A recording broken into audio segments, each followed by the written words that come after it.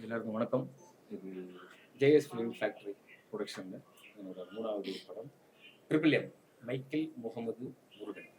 Commercial கலந்த ஒரு crime subject action movie. அதில் வந்து JS film factory Jagatha Suresh இவர் தான் ப்ரொடியூஸ் பண்ணுறாரு. ஒரு முதல் படம். என்னோட அசிஸ்டண்ட்டும் கூட அசிஸ்டண்ட்டாக இருந்து தொழில் கற்றுக்கிட்டு அதுக்கப்புறம் இப்போது படம் பண்ணுறாரு. மைக்கேல் ரோல் இதில் நான் தான் பண்ணுறேன். மைக்கேல் ரோல் இதில் நான் தான் பண்ணுறேன். முகமது கேரக்டர் வந்து நமக்காக சுகுமார் பண்ணுறாரு. முருகன் கேரக்டர் புட்டாச்சேந்தன் பண்ணுறாரு. இப்போ தான் கூட ஒர்க் பண்ணுறேன். இது ட்ரிபிள் எம் என்னோட லைஃப்பில் நடந்த சில உண்மை சம்பவங்களை வச்சு இந்த படம் நான் பிளான் பண்ணியிருக்கேன். மைக்கேல் முகமது முருகன் அந்த மாதிரி ஜிஜு, முத்து, சாதி, நாங்கள் 3 பேரும் சின்ன வயசுலேயே க்ளோஸ் ஃப்ரெண்ட்ஸ். 35 வருஷமாகவே. ஸோ அதில் சாதிக்கு வந்து இறந்துட்டார். அந்த இறந்த நேரத்தில் அதுக்கப்புறம் நான் யோசித்த ஒரு ஸ்கிரிப்ட் தான் இந்த ட்ரிபிள் எம். அந்த படத்துலேயே ஒரு டைலாக் இருக்கும். மைக்கேல் சொல்லுவார் முருகன் கிட்ட, உனக்கு நானே ஒரு கேஸ் கொடுப்பேன், நீ அந்த கேஸ் எடுத்து பண்ணுவ அப்படின்னு சொல்லுவார். அந்த மாதிரி வந்து சாதிக்கு எனக்கு ஒரு கதை கொடுத்துருக்கான். அந்த கதை தான் இந்த படம். இன்னொரு உண்மை சம்பவம் கொஞ்சம் மசாலா மிக்சிங் இந்த படம் பண்ணுறேன். நண்பர்கள் படம் அப்படின்னாலே சினிமாவில் எல்லா படமும் சுட்டு தான். ஸோ இதில் எல்லாமே வர சீன்ஸாக இருக்கட்டும், டைலாக்ஸாக இருக்கட்டும், என்னோட உண்மை சம்பவத்திலிருந்து எடுக்கப்பட்ட டைலாக்ஸ் தான் முக்கால்வாசி இருக்கும். ஸோ 2 பேரும் நானெல்லாம் கதை சொல்லும்போது ரொம்ப நல்லா இருக்கு. ரொம்ப அப்ரிஷியேட் பண்ணி எனக்காகவும் இறங்கி வந்து அவங்க இந்த படத்தை பண்ணுறாங்க. அதுக்கு ரொம்ப ரொம்ப நன்றி.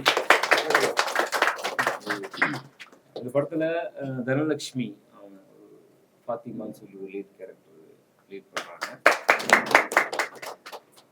ஐஸ்வர்யா ஒரு கேரக்டர் ரோல், யாஷா ஒரு character role, KR Vijaya madam ஒரு ரோல் பிளான் பண்ணியிருக்கோம், கிங்காங் அண்ணன் ஒரு ரோல் பிளான் பண்ணியிருக்கோம், வம்சி சார் ஒரு கெஸ்ட் ரோல் பண்ணி கொடுக்குறாரு.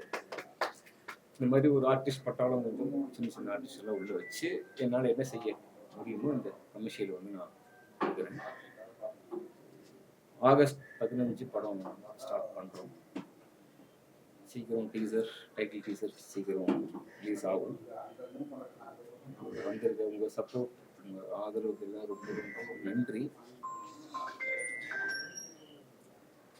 முதல்ல என் ஃப்ரெண்ட்ஸுக்கு நன்றி, அந்த 2 பேருக்கு நன்றி, ரொம்ப நன்றி. அவங்க சொன்னதான், அவங்கள வச்சுதான் அந்த கதையை நான் பண்ணியிருக்கேன். செத்து கதை கொடுத்துட்டு போயிட்டான், அந்த மாதிரி ஆயிடுச்சு. ஸோ அவ்வளோதான்.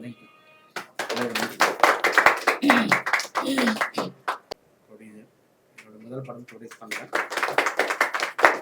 இதுக்கு முன்னாடி ஒரு 2 படம் அசிஸ்டன்ட் டைரக்டராக சார் கூட ஒர்க் பண்ணியிருக்கேன். என்னோட குரூப் இப்போ வந்துட்டு இப்போ பண்ணிகிட்ருக்கோம். ஸோ எல்லோரும் சப்போர்ட் பண்ணுங்க, நல்லபடியாக பண்ணோம். நன்றி.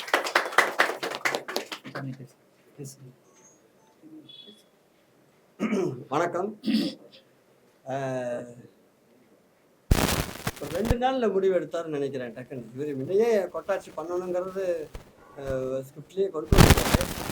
2 நாளைக்கு முன்னாடி வாங்கினேன் சந்திப்பு. நான் வேற ஒரு படத்தை வேலையாக இருக்கிறப்போ வாங்க சந்திப்பு நெட்டை உட்காந்து பேசுகிறப்போ அந்த ஆன்லைன் பேசுகிறப்போ இன்னைக்கு வந்து மக்களுக்கு ஒரு படம் போய் நல்லா ஒரு ரீச் கிடைக்குது அப்படின்னா இன்றைக்கி லைவாக ஒரு விஷயம் கண்டென்ட் பேஸு தான் இன்றைக்கி படம் ஓடுது. அந்த மாதிரி ஒரு கண்டென்ட் பேஸில் இந்த படம் கண்டிப்பாக இருக்கும். நான் இங்கே வந்திருக்கிற பெண்கள் எல்லாத்தையும் பார்க்குறப்போ வந்து மம்முட்டி சார் எடுத்த களவும் காவல்னு ஒரு படம் இப்போ வந்துச்சு. மம்முட்டி சார் ஹீரோ, ஒரு 21 பொண்ணுங்க ஹீரோயினி. அது மாதிரி எங்கள் 2 பேரை வச்சு போட்டு இத்தனை ஹீரோயினி கூப்பிட்டாங்களோ என்னடா பண்ண போகிறோம் அப்படிங்கிறத நான் நினச்சேன். அதெல்லாம் தாண்டி கண்டிப்பாக வந்து ஜிஜுக்கு இது வந்து 3வது படம். ஒவ்வொரு படமும் ஒவ்வொரு சேனலில் பண்ணிகிட்ருக்கிறாரு. இது வந்து முருகன் பேர்கள் அப்படியெல்லாம் கொண்டிருந்தாலும் அவருடைய லைஃப்பில் ஒரு நண்பர் வந்து இவருக்கு ஒரு கதையை கொடுத்துட்டு போயிருக்காரு. அதை வந்து ஒரு த்ரில்லராகவும் ஒரு சஸ்பென்ஸாகவும் இந்த படத்தை வந்து கதை அமைச்சிருக்காரு. கண்டிப்பாக எல்லாமே சப்போர்ட் பண்ணுங்கள். இந்த பூஜையிலிருந்து அடுத்த கட்டம் ஃபுல்லாக படப்பிடிப்புக்கு பரபரப்பாக இருக்கிறாரு ஒரே மனுஷனா. சப்போர்ட் பண்ணுங்கள். நன்றி. அனைவருக்கும் வணக்கம். நான் சுகுமார். ரொம்ப மகிழ்ச்சியான இது ஒரு பூஜை. வந்திருந்து வரக்கூடிய அத்தனை பத்திரிகை ஊடக நண்பர்கள், இணையதள நண்பர்கள் எல்லாருக்கும் என்னுடைய அன்பான பணிவான வணக்கம். ஜிஜோ படிக்கல் சார் வந்து கழிப்பறை படம் பார்த்ததுலேருந்தே அவரை பார்த்து பேசினேன். ஏன்னா ஒரு கவனம் ஈர்க்கப்பட்ட ஒரு படம். ரொம்ப அதாவது ஒரு பொது நலனில் ஒரு படமாக ஒரு கமர்ஷியலாக பண்ணாமல் அது நம்ம ஒரு சப்ஜெக்டில் ஒரு நல்ல கருத்தையும் சொல்லணும் அப்படிங்கிற ஒரு நல்ல ஒரு பெரிய சமூக சிந்தனை உள்ள ஒருத்தர். நல்ல படிப்பாளி, நல்ல சிந்தனாவாதி. நமக்கே தெரியும் இந்த மலையாள படங்களில் இருக்க நேர்த்தி அவர் படங்களில் இருக்கும். எந்த அளவுக்குன்னா கூட ஒர்க் பண்ண ஒரு அசிஸ்டன்ட் டைரக்டரே அவர் நம்பி நான் ப்ரொடியூஸ் பண்ணுறேன், நீங்கள் ஒரு படம் பண்ணுங்க அப்படின்னு சொல்கிறதுக்குலாம் ஒரு அசாத்திய துணிச்சல் வேணும். சார் இன்னைக்கு ஒரு நாட்டை எதிர்க்கிறதுக்கோ ஒரு பெரிய அரசியலை எதிர்க்கிறதுக்கோ ஒரு இருக்க தைரியத்தை தாண்டி ஒரு படம் பண்ணுறதுக்கு முதல்ல தைரியம் வேணும் சார். ஏன்னா மற்ற தொழிலெல்லாம் பார்த்தீங்கன்னா கண்ணுக்கு முன்னால் விளைச்சல் இருக்கும், இல்லை இன்வெஸ்ட் பண்ணுற பொருளாவது இருக்கும். நமக்கு வந்து லாபம் வரலன்னா கூட அந்த பொருளை விற்றாவது நம்ம வந்து அதை சரிக்கட்டு பார்ப்போம். ஆனால் சினிமா அப்படி தெரியாது. விளைச்சல் கண்ணுக்கே தெரியாது. வர்த்ததை எடுத்ததுக்கப்புறம் தான் இது எவ்வளோ விலை போகும், இது வருமா வராதா அப்படிங்கிற ஒரு பெரிய விஷயம். அதுக்கு பெரிய தனி தைரியமே வேணும். அதுக்காக நான் வந்து தயாரிப்பாளர் அவர்கள் ரொம்ப பாராட்டுறேன். அப்புறம் ஜிஜோ சார் சொன்ன மாதிரி இது வந்து அவருடைய லைஃப்பில் நடந்த ரியல் இன்சிடெண்ட். கதை சொல்லும்போது அவருடைய அந்த கேரக்டர் வரும்போது அவர் அழுதாரு, அவரை மீறியே அழுதாரு. அந்த அளவுக்கு ஒரு சென்டிமெண்ட்டான ஒரு விஷயம் இது.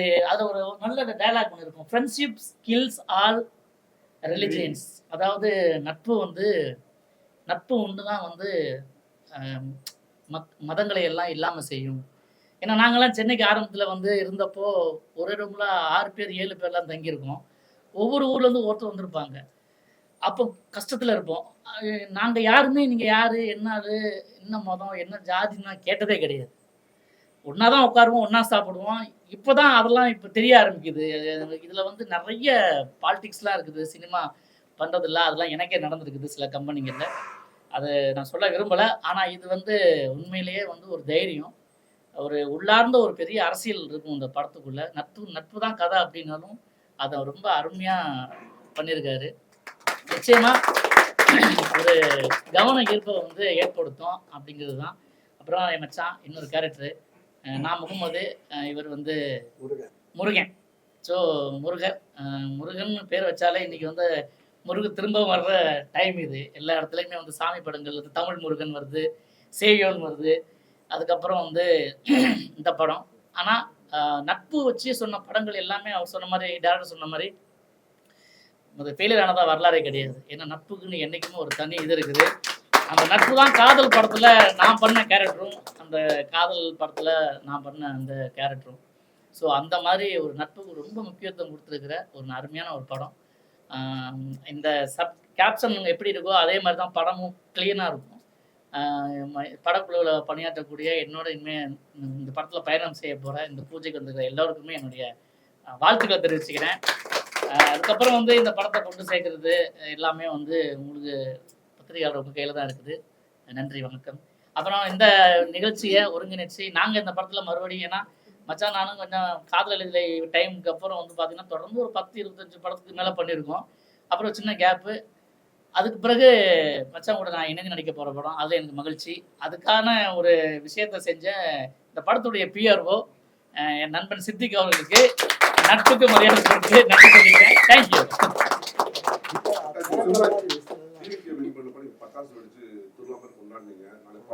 இவர் தான்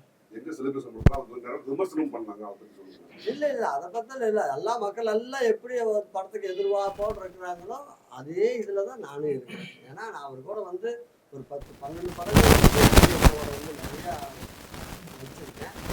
இது வந்து ஒரு நல்ல சிஎம்மா உட்கார்ந்துருக்கிறப்போ அவருக்கு உண்டான வரவேற்பு மக்கள் எல்லாம் என்ன எதிர்பார்க்கலாம் அதே நானும் எதிர்பார்க்கிறேன். நாளைக்கு தான் படம் பார்ப்போம். பட்டாஜி, இப்போ பொதுவாக வந்து பார்த்தீங்கன்னா பிக் ஸ்க்ரீனில் பார்க்குறத விட இப்போ அதிகமாக சோசியல் மீடியா பிளாட்ஃபார்ம் ரீல்ஸில் தான் பார்க்குற மாதிரி இருக்கு. யார் சொன்னா அப்படின்னு? நீங்கள் ரீல்ஸ் பார்த்துட்டு இருக்கீங்க, அப்போ படம் பார்க்காம என்னென்ன படங்கள் இப்போ பண்ணிட்டு இருக்கீங்க? இப்போ வந்து என்ன விலைன்னு ஒரு படம் பண்ணிட்டு இருக்கேன். மஞ்சுமல் பாய்ஸ் அந்த ரைட்டர் அவர் தான் டைரக்ட் பண்ணுறாங்க. அதுக்கப்புறம் வந்து இப்போ கோர்ட்டு அப்படின்னு சொல்லி ஒரு படம் பாப்பா பண்ணிட்டு இருக்காங்க. மொய் விருதுன்னு ஒரு படம் வந்து பாப்பா பண்ணிட்டு இருக்காங்க. அதில் ஒரு லீட் ரோல் பண்ணிட்டு இருக்கேன். டைரக்ஷனாக ஒரு 2 படம் பண்ணிட்டு இருக்கேன். ஒரு படம் வந்து இப்போ எடிட்டிங் போயிட்டு இருக்கு. படத்து பேர் விரைவில் உங்க எல்லாம் கூப்பிட்டு அறிவிப்பேன். ஆக்சுவலாக இப்போ ஃபேமிலியே வந்து ரீல்ஸில் தான் அதிகமாக ஃபோக்கஸ் பண்ணுறீங்க. இப்போ சினிமாவை விட இப்போ சோசியல் மீடியாவில் அதிக இன்கம் வருது. சோசியல் மீடியாவில் இன்கம்காகலாம் ஒன்றும் கிடையாது. இல்ல ரைடெல்லாம் வராது. நீ கம்முனேர் எனக்கு என்ன அப்படின்னா, நம்ம ஏதோ ஒரு சினிமா விடுறோம், நம்ம சினிமா இருக்கிறத செஞ்சுக்கிட்டே இருக்கணும் அப்படின்றது தான். ஒரு வேலை கிடைக்குதுங்கிறத தாண்டி அந்த வேலையை நாமளே உருவாக்கி அந்த வேலையை செய்யணும் அப்படின்றதுக்காக தான். நினைவுபடுத்தல் மாதிரி தான் இன்னைக்கு சோசியல் மீடியா. அதை நான் பயன்படுத்திக்கிட்டு இருக்கேன். சுமார்ஜி சொல்லுங்க. நீங்க வந்து கமல் விஜய் கூடலாம் வந்து பிக் ஸ்கிரீன்ல ஷேர் பண்ணிருக்கீங்க. இப்போ வந்து திருப்பி அவங்களோட பார்க்கறதுக்கு வாய்ப்புகள் இருக்கா? இல்ல இப்போ பிக் ஷாட் கூட யார் கூட ஸ்கிரீன் ஷேர் இப்போ வந்து பார்த்தீங்கன்னா இருக்கிற அப்போ இருந்த இயக்குநர்கள்லாம் நல்ல நல்ல நடிகர்கள்லாம் தேடி போய் பார்த்து வாய்ப்புகள்லாம் கொடுப்பாங்க. இப்போ இருக்கிற ஜென்சி கிட்ஸ் இப்போ நிறைய இயக்குநர்கள்லாம் வந்து இப்போ நாளை இயக்குனதுக்கு அப்புறம் வந்தவங்களுக்கெல்லாம் இப்போ இருக்க ஆர்டிஸ்ட் தான், அதாவது சோஷியல் மீடியா இருக்க ஆர்டிஸ்ட் அவங்க தான் தெரியுறாங்க. அப்பப்போ சில பேர் கூப்பிட்டாங்க. இப்போ கடைசியாக நான் பண்ணது ஸ்டார்னு ஒரு படத்தில் தான் கொஞ்சம் பெரிய கவின் கூட ஒரு இது பண்ணேன். அதுக்கப்புறம் வந்து நிறைய படங்கள் இப்போது பண்ணி கமிட் ஆகிடுதுங்க. அதில் எது வெளியே வரும் அப்படின்னு தான் உங்களுக்கு தெரியும். அது ஒன்று. பட் என்னன்னா நம்ம வந்து வெயிட் பண்ணிகிட்டே இருந்தோம்னா நமக்கு படம் நல்ல படம் கிடைக்கும். வெயிட் பண்ணிட்டே இருந்தோம்னா நம்ம வந்து பெரிய படம் கிடைக்கணும்னா நம்ம உட்காந்துட வேண்டியது தான். ஏன்னா எனக்கு வந்து படம் பார்க்குறவங்க நடிக்கிறவங்க ஜாஸ்தி ஆகிட்டாங்க. அதனால் நம்ம ஏதாவது ஒரு படத்தில் இயங்கிட்டே இருக்கணும்னு சொல்லிட்டு கிடைக்கிற இடங்கள்லாம் பண்ணிக்கிட்டு இருக்கோம். அவ்வளோதான். ஸோ பெரிய நான் மறுபடியும் பார்ப்போம் எப்படி. ஏன்னா எங்களுக்கு இருக்க ஒரு பெருமை என்னன்னா, ஒரு நடிகர் இன்னைக்கு முதலமைச்சர் ஆகியிருக்காரு. அவர் நாங்கள் எப்போ வேணா போய் பார்க்கலாம். ஆமாம், அது மக்கள் வந்து சினிமாவை கொடுத்துருக்க அங்கீகாரம் தான். இவங்க என்னதான் மயக்கம் இருக்குது, மாயை இருக்குது, சினிமா கவர்ச்சியில் ஆயிட்டாங்க, அரசியலுக்கு வந்துட்டாங்க, பிடிச்சிட்டாங்கன்னு சொன்னாலும் மக்களுக்கு தெளிவாக தெரியும் யார் முதல்வர் ஆக்கணும் அப்படின்னு சொல்லிட்டு. அது ஒரு எழுச்சியை தான் இப்போ பார்க்குறோம். இப்போ கூட ஜனநாயகன் பார்த்தீங்கன்னா அத்தனை தடைகளையும் உடச்சி வெளியில் வந்துட்டே இருக்குது.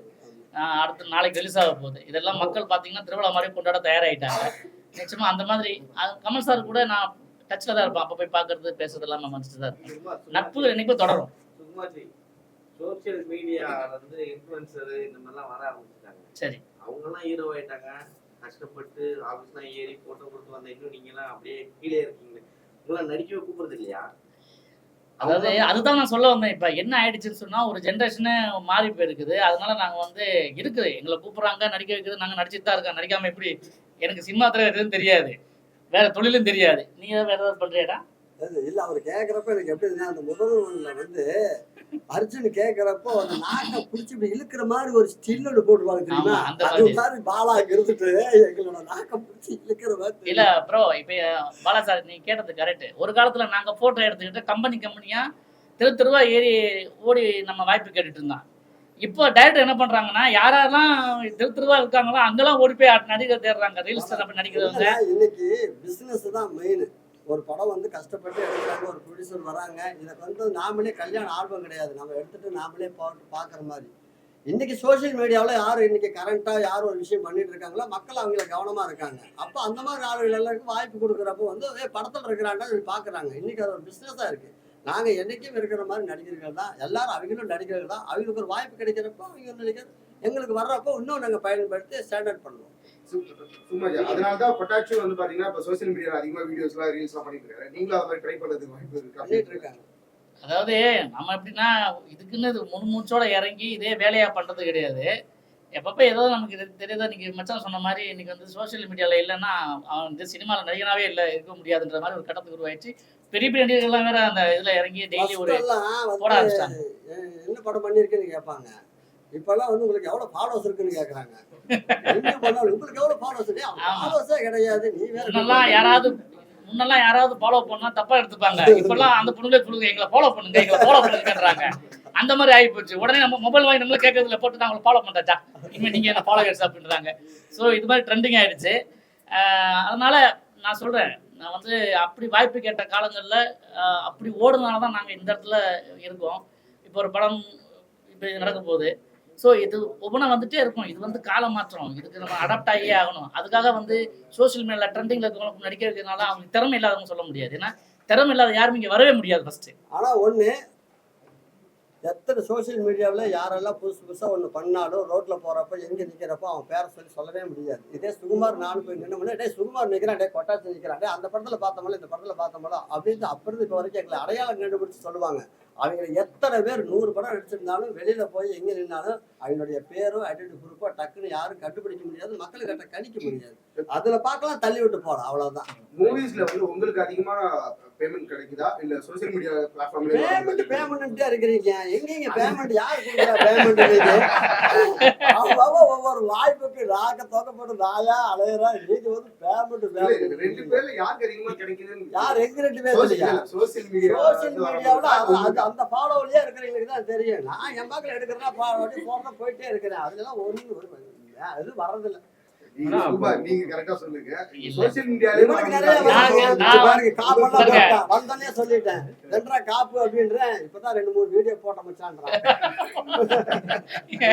இது பார்க்கும்போது தெரியும் அவங்களுக்கு டூப்ளிகேட் போனதே. எவ்வளவு பேர் வந்திருக்காங்க. ஆமா சிஎம் விஜய் வந்து நடிகர் பார்க்க நேரா போய் பார்க்க முடியும்னு சொன்னீங்கல்ல. ஆமா. சின்ன படங்களுக்கு தியேட்டர் எப்ப கொடுப்பாரு? கேரளா பக்கத்து மாநில இருக்கிறதுக்கு ஓடிடி தியேட்டர் எல்லாம் கொடுக்குறாங்க. கண்டிப்பா செய்வாரு. கண்டிப்பா செய்வாரு. மீதி படம்லாம் நிக்குது இல்ல. நான் என்ன சொல்றேன்னா வந்து ரிலீஸ் பண்ணது அவங்கதான்றத ஒரு இது போட்டு எடிட்டர் பிடிச்சாங்க. ஒன்னும் பரபரப்பா இல்லையே, அவங்களே இதை கிரியேட் பண்றாங்களோ?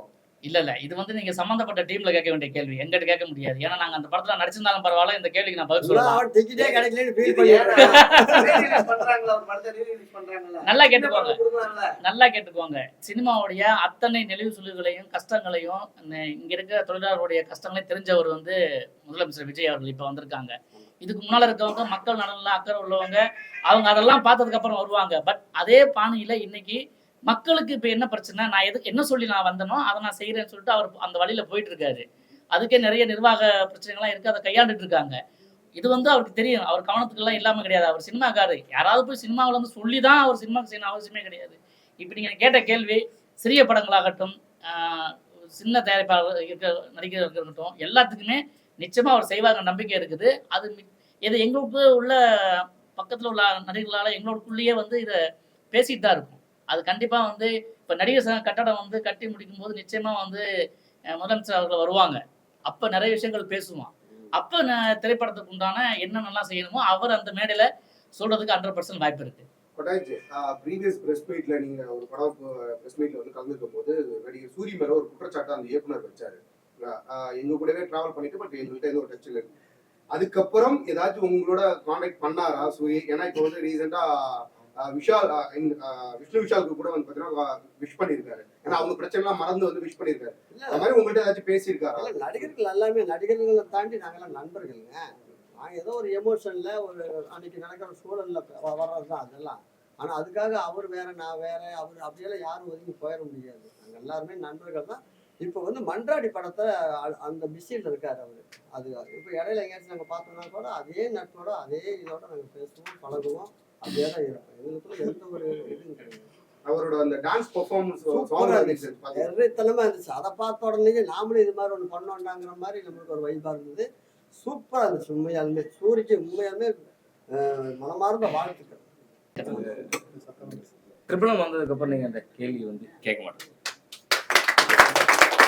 இப்போ அவர் சொன்னாரு இது மாதிரி சூரி சார் வந்து நல்லா இதாயிட்டாரு, நல்லா ஆக்ஷன் பண்றாரு, டான்ஸ் பண்றாரு அப்படின்னு சொல்லிட்டு அதே மாதிரி பண்ணணும் அப்படின்னு சொல்லியிருந்தாருன்னா இந்த படத்துல என்னென்னலாம் இருக்கோ அது எல்லாமே இருக்கும். அவங்க டான்ஸ் பண்ணுவாங்க, அவங்க ஆக்ஷன் பண்ணுவாங்க. இது வரைக்கும் ஒரு ஆக்ஷன் ஹீரோ கூட நீங்க இப்படி பார்த்தா அது கேப்ல காதல் சுகுமார் இல்லையா, அதனாலதான் அப்போ லவ் மட்டும் பண்ண முடியாது. இல்ல நான் நீங்க சொன்னதெல்லாம் எதுவும் இல்லை அப்படின்னு லவ் பண்ணாலே சண்டை வந்து பாத்தீங்களா ஆக்ஷன் ஆயிடும். அப்போ வந்து இந்த ட்ரிபிள்எம்க்கு அப்புறம் வந்து நான் அடுத்த படம் பண்றேன் பண்ணல அதெல்லாம் அப்பாப்பட்ட விஷயம். கண்டிப்பா சுகுமார் அண்ணனையும் குற்றாச்சேரனையும் ஒரு மிகப்பெரிய ஹீரோஸா இந்த தமிழ் சினிமா இண்டஸ்ட்ரி பார்க்கும். அது எந்த படத்துமே இப்படி சொல்லி அடுத்தவங்க கேட்கறவங்க எப்பயுமே காமெடி எல்லாம் பண்ண மாட்டாங்க நினைக்க மாட்டாங்க. அதையும் பண்ணுவோம். காமெடி இருக்கும். நீங்க எதிர்பார்க்கறது இந்த படத்துல எல்லாமே இருக்கு. கமர்ஷியலா எதிர்பார்க்காது அதிகமா இருக்கு. இப்ப நம்மளே இப்ப அவரு சூரி சூப்பரா ஆடி இருக்காரு, அவரா இப்படி இவரா இப்படி கதை சுகுமாரா இப்படி கொட்டாச்சிருந்தா இப்படி எல்லாருடைய வாயில் இருந்தும் வாய்ப்பு கிடைச்சா எல்லாம் ஆடுவோம். கண்டிப்பா அது வரும். அதுல எந்த மாற்றமும் இல்லை. இந்த படத்தினுடைய முக்கியமான விஷயம் மியூசிக் டைரக்டர் ஸ்ரீகாந்த். ஸோ அவர் கொஞ்சம் உடல்நிலை பாதிக்கப்பட்டிருக்காரு, அதனால வர முடியல. ரெண்டாவது இந்த படத்தோட ரைட்ஸ் ஏபி இன்டர்நேஷனலுக்கும் அமேசான் ராஜு சாருக்கும் சிவானி ஸ்டுடியோ செந்தில் சாருக்கும் நான் இந்த இடத்துல தேங்க்ஸ் சொல்லிக்கிறேன். ரெண்டாவது ஒரு தூரம் கொண்டு வந்து பார்த்து பேசி நான் ஓடணும் இல்லையோ எனக்காக ஓடிட்டு இருக்க என் பிஆர்ஓக்கு ரொம்ப ரொம்ப நன்றி. சித்தி எண்ணிக்கு என்னோட அசிஸ்டன்ட் டைரக்டர்ஸ் முக்கியமாக அவங்க எல்லாருக்கும் ரொம்ப ரொம்ப ரொம்ப ரொம்ப நன்றி. அவன் எப்பவும் அங்கே தான் போய் நிற்பான், அசிஸ்டன்ட் டைரக்டர். அவன் பாய் போட்டு தூங்குறவன் இப்போ ஒரு டே. நீங்க மலையாள இண்டஸ்ட்ரியில இருந்து வரீங்க. மலையாள இண்டஸ்ட்ரி நல்ல பீக்ல இருக்கு, நல்ல ஸ்டோரிஸ், ஆக்டர்ஸ் எல்லாமே புதுசா போட்டாலும் வரவேற்கிறாங்க. ஆனா நீங்க தமிழ்ல வந்திருக்கீங்க. நான் எனக்கு ஃபர்ஸ்ட் சான்ஸ் கொடுத்தது தமிழ், அதனால தமிழ் இண்டஸ்ட்ரியில ஜெயிச்சுட்டு அங்கே போகணும் அப்படின்னு தான் இருக்கேன். நான் சொல்லியிருந்தேன், நம்ம பேசும்போது கூட அங்கே ஒரு மிகப்பெரிய ஒரு நடிகருடைய பேச்சுவார்த்தையில் இருக்கேன். கால்ஷீட் ஓகே ஆயிடுச்சு, நான் ரெடியாக தான் இருக்கேன். ஆனால் நான் எல்லாம் சொல்கிற மாதிரி தான் வாழ வைக்கும் தமிழ்நாடு, என்ன வாழ வச்சு தமிழ்நாடு.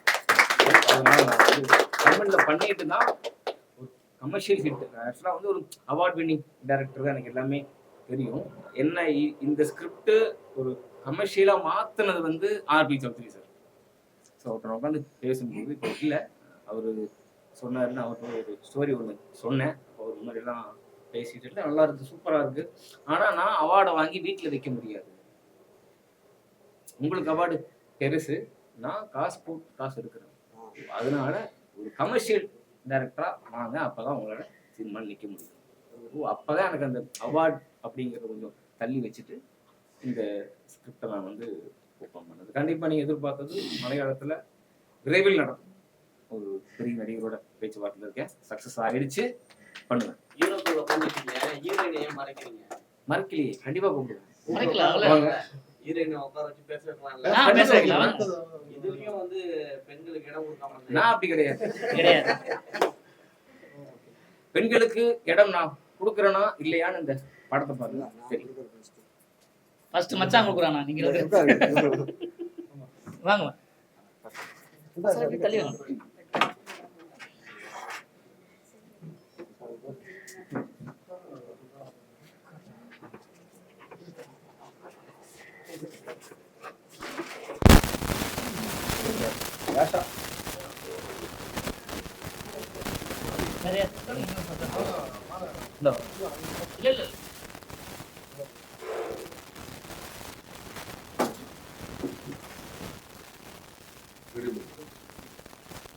எல்லாருக்கும் வணக்கம். என் பேர் தனலட்சுமி. நான் மூவி சீரியல்ஸ் பண்ணிகிட்ருக்கேன்.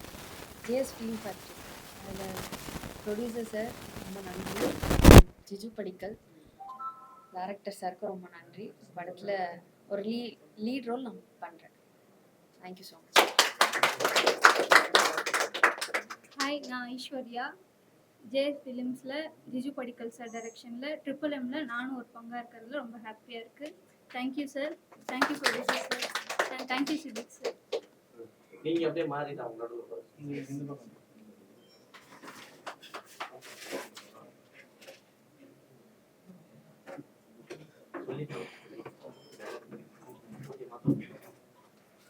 ஹாய், என் பேர் ஆஷா. இது வந்து ஜிஜு சார் கூட ஆக்சுவலி இந்த மூவிக்கு வந்து ஒரு 2 இயர்ஸ் பேக்கே நான் ஆடிஷன் அட்டென்ட் பண்ணியிருந்தேன் ஜிஜு சார் கிட்ட. ஸோ அது ஞாபகம் வச்சிருந்து இப்போ இதில் ஆப்பர்ச்சுனிட்டி கொடுக்கறதுக்கு தேங்க்ஸ் சார். ஸோ ப்ரொடியூசர் சாருக்கும் thanks and team press team எல்லாருக்குமே ரொம்ப ரொம்ப தேங்க்ஸ். MMMல ஒரு பார்ட்டாக இருக்கிறதுல எனக்கு ரொம்ப ரொம்ப சந்தோஷம். தேங்க்யூ.